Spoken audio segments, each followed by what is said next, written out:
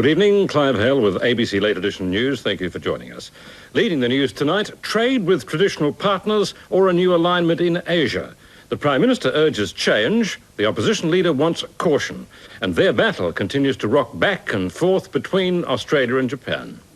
If this is Wednesday, it must be the bullet train to Nagoya. Paul Keating clambered aboard this emblem of Japanese efficiency for a 2-hour trip to Toyota's worldwide headquarters.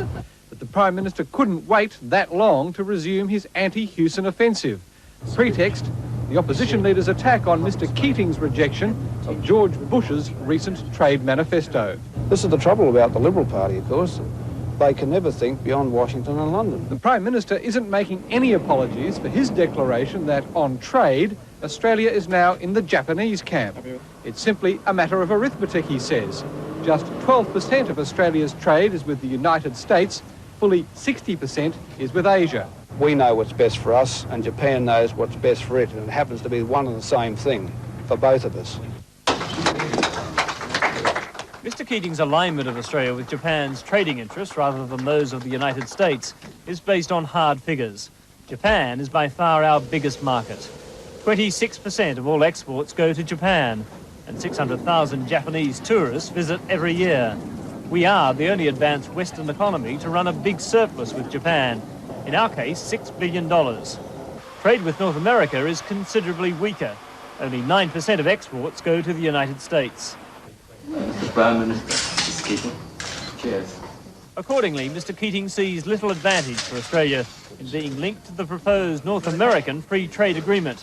But Dr Hewson says the Prime Minister has been too obliging to the Japanese and too hard on the United States. He's created the impression that we need to make a choice between Japan and the United States. I don't see any other country talking like that.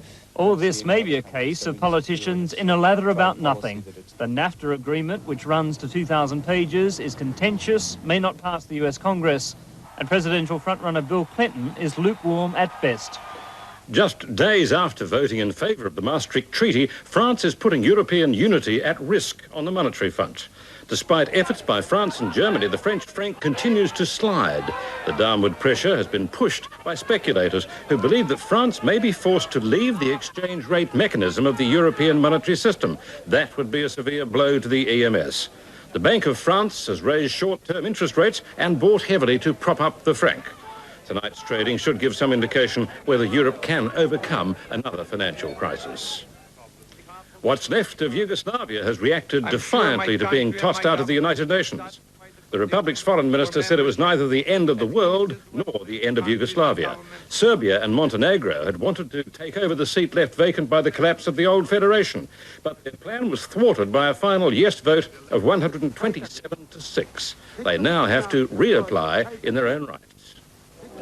A goodwill gesture at the Middle East peace talks in Washington. Lebanese delegates have told the Israelis that their missing airman, Ron Arad, is alive.